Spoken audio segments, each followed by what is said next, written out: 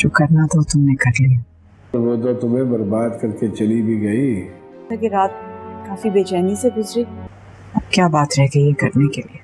तुम्हारी जिंदगी का तमाशा बना गई। माँ बनने वाली है ना, इस वक्त तो अपनी जितनी बातें मनवाए कर। ड्रामा सीरियल बिस्मिल के आने वाले एपिसोड में आप देखेंगे कि तौकीर जैसे ही मासूमा और उसकी माँ की सारी बातें सुन लेगा कि किस तरह से मासूमा ने उस दिन तौकीर का फोन वगैरह अपने पास रख दिया था और तौकीर को नींद से नहीं जगाया ताकि वो शादी पर ना जा सके। तो वो तो मासूमा को साफ कह जाएगा कि एक दफा ये बच्चा इस दुनिया में आ जाए, उसके बाद मैं तुम्हें छोड़ दूंगा। और फिर मासूमा की माँ उसे यही समझा रही होगी कि पहले तो मैं भी यही समझती थी कि इस सब में तुम्हारी कोई गलती नहीं है, पर मासूमा ये सब कुछ जो तुमने किया है बिल्कुल ठीक नहीं किया। तुम्हारी इस गलती की वजह से उनसे बेटा छीन लिया तुमने। मासूमा उसे कहेगी कि आप खुद ही बताएं कि मैं क्या करती। मुझे यही खौफ था कि अगर वो शादी पर चले गए तो मैं तौकीर को एक दफ़ा फिर खो बैठूंगी। वो जो अहमियत उन्होंने मुझे देना शुरू कर दी थी वो एक बार फिर मैं खो बैठूंगी। मासूमा की माँ उसे कहेगी कि मोहब्बत इस तरह से ज़बरदस्ती नहीं छीनी जाती बेटा। तुमने ज़िंदगी में हर चीज़ खुद से हासिल करने की कोशिश की है, पर अब भी तुम्हें ऊपर वाले ने एक और मौका दिया है इस बच्चे की सूरत में। बस इस बच्चे का पूरा तुम्हें ख्याल रखना है। तो वो उसे कहेगी कि क्या करूंगी इस बच्चे का,